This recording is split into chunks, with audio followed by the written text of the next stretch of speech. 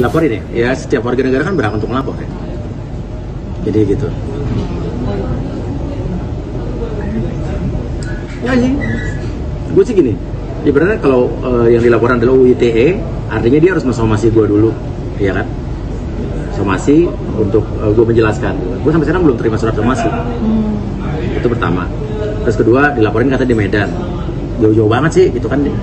Lokus deliktinya kalau dia anggap itu adalah perlu dilaporin kan di Jakarta. Podcast Jakarta, saksi-saksi pada di Jakarta, ngapain jauh-jauh ke Medan itu kan. Kan ada yang namanya dalam hukum tuh ada yang namanya basis biaya murah, terus efisiensi gitu kan, dan lain sebagainya. Dan pernyataan Bang Rasman juga di Instagram dia tadi saya baru dikirimin bahwa dia bilang nih, kita dengar ya, saya juga baru terima tadi.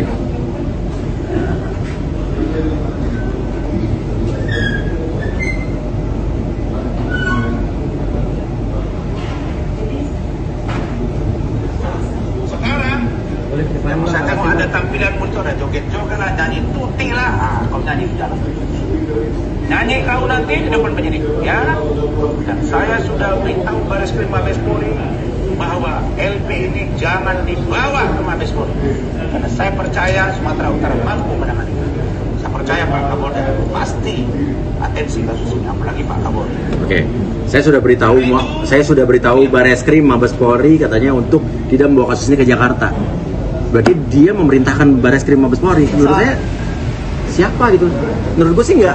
Gue tadi udah nanya sama Pak Irjen Ricky juga, sama kepolisian, bahwa tidak ada seorang pun yang bisa mengintervensi polisi. Jadi dia ngomong begitu atas dasar apa sih? Saya sudah memberitahu Bareskrim Mabes Polri untuk tidak membawa kasus ini. Kenapa dia bisa ngatur seperti itu? Gitu kan? Itu pertanyaan besar gue sih. Tapi gue percaya Polri, Polda semua presisi kok.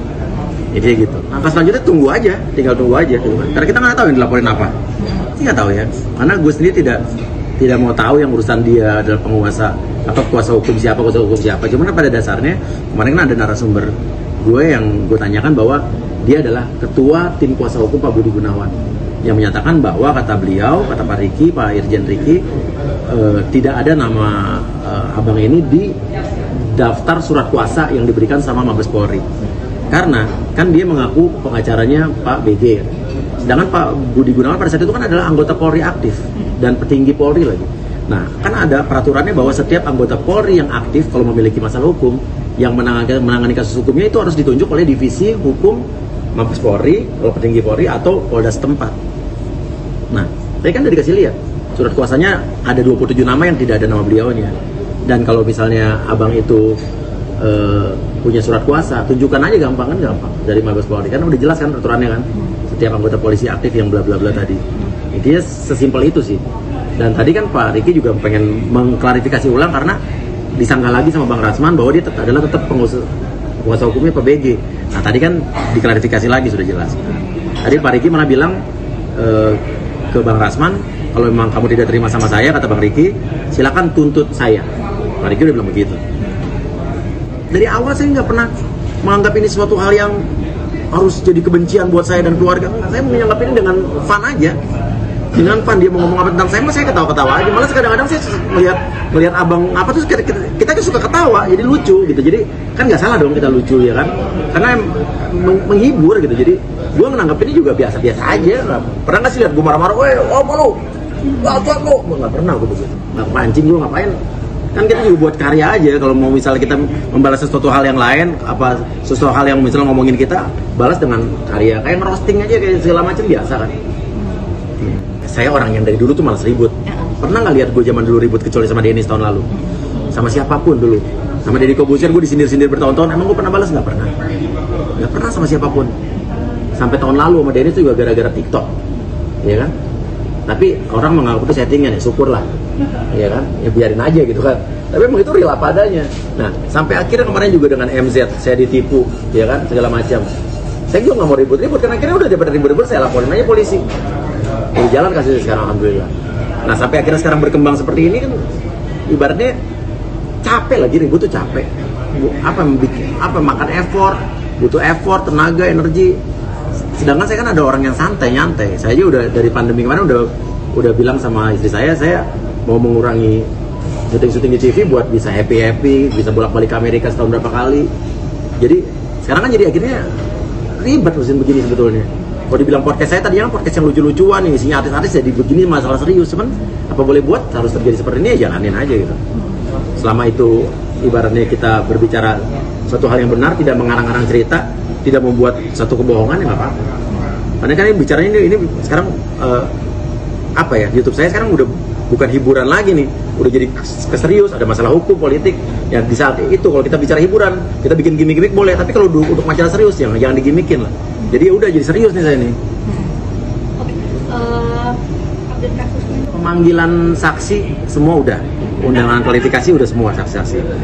Pemanggilan klarifikasi ke MZ, setahu saya udah 2 kali dikirim surat, tapi belum ada tanggapan ya.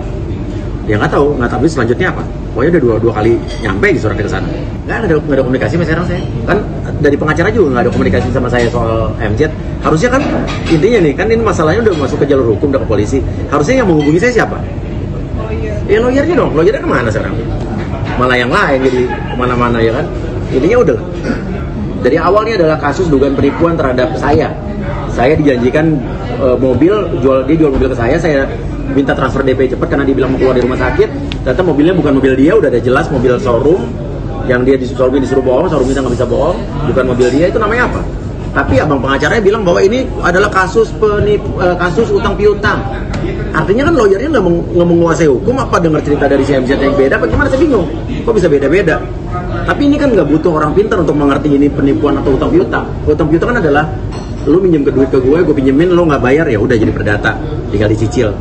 Ini kan ditipu gue dari awal. Gimana sih? Lawyernya kan harusnya ngerti.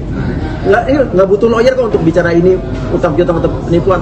Anak SD atau orang paling bego sedunia juga tahu bahwa ini bukan utang piutang.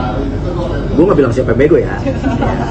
Kan gue juga bilang nggak butuh orang pintar untuk bisa tahu kasus ini apa gitu. Berarti nggak akan ada jalur damai. Kenapa? Keluargaan lawyer jalur.